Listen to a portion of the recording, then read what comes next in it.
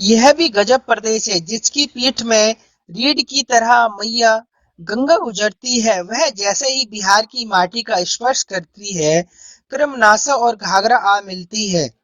उत्तर में हिमालय की ओर से आ रही गंडक, उसके बाद बागमती, बूढ़ी गंडक, कमला, कोसी, क्रमशः गंगा में होती जाती है। और आगे देखें तो महानंदा भी गंगा से मिलने दौड़ी चली जाती है।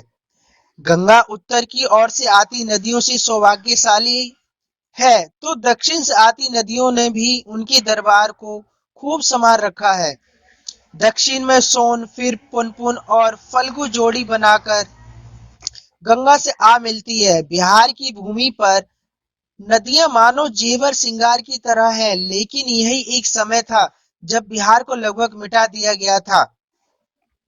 उस दौर में आरा बक्सर में जन्मे एक युवा विलायत से वकालत की पढ़ाई करके लौट रहे थे। उम्र 23 रही होगी। विलायत में गांधी जी भी उनकी कक्षा में थे। एक से बढ़कर एक विद्वान छात्रों ने साहित्य का विषय गौरव साथ चल रहा था और बिहार की प्रति लगाव भी चरम पर था। विदेश गया आदमी वैसे भी अपनी माटी की दुलार में कुछ ज्यादा ही भाव विभोर हो जाता है। वह भी अपनी माटी की स्पर्श के लिए हृदय से तरल वही जा रहे थे।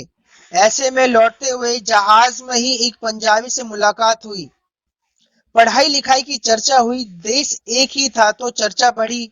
उस पंजाबी ने पूछ लिया, आप किस सूबे के रहने वाले हैं?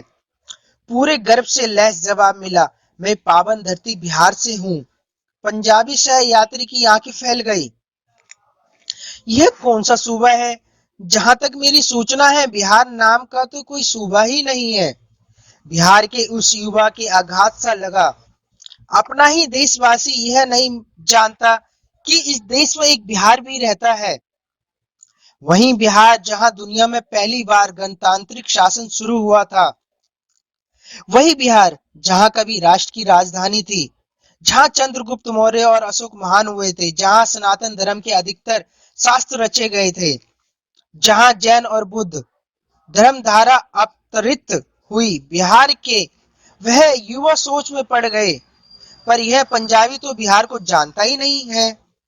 बिहार के सामान्य ज्ञान के प्रश्नों से भी बाहर है। जाहिर है जब अकबर के समय आधे बिहार को अवध के हिस्से में और आधे बंगाल को झोली में डाल दिया गया था, तभी अन्याय हुआ था।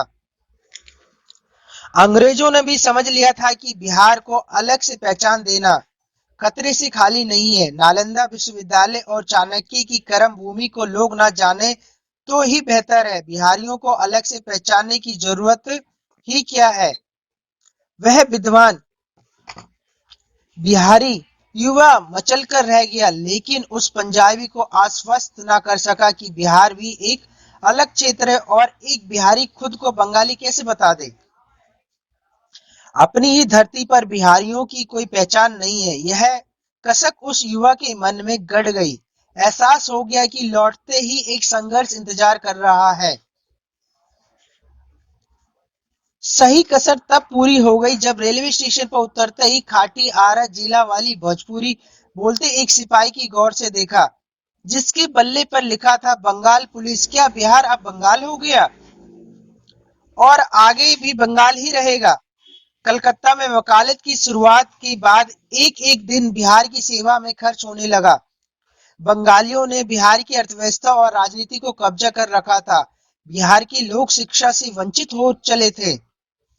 सब कुछ कलकत्ता भरोसे था। बंगाली पत्रकार बुद्धिजीवी भी बिहार की पीड़ा को जानते थे, पर वह अलग बिहार की हिमायत नहीं थे। बिहार के अलग सूबा होने से बंगाल का वर्चस्व कम हो जाना था। उस युवा बिहारी वकील ने वर्ष 1894 में बिहार को बंगाल सूबे से अलग करने के लिए डिप्टी गवर्नर सर चार्ल्स डॉलमेर को एक ज्ञापन सौंपकर संघर्ष की शुरुआत की। उन्होंने उसी साल कुछ साथियों के साथ मिलकर द बिहार टाइम्स नाम से एक अंग्रेजी पाक्षिक की शुरुआत की और बिहार की पक्ष में मजबूत माहौल बना दिया। ऐसे ऐसे आकटे तर्क दिए गए कि बिहार की मांग को टालना नामुमकिन हो गया। अंततः 19 जुलाई 1905 को बिहार को अलग सूबे का दर्जा हासिल हो गया। हालांकि बिहार के जो हिस्से अवध सूबे को मिल गए थे वह ना लौटे और फिर भी एक आधुनिक बिहार गढ़कर 10 नवंबर को जन्मे युवा वकील सच्चिदानंद सिन्हा ने इतिहास रच दिया। आधुनिक बिहार के निर्माता प्रकांड विद्वान सच्चिदानंद सिन्हा 1871 और 1950 भारतीय संविधान सभा के पहले अध्यक्ष भी बनाए गए थे। बिहार के नव जागरण में उनका उतना ही योगदान था जितना बंगाल के नव जागरण में राजा मोहन राय का था।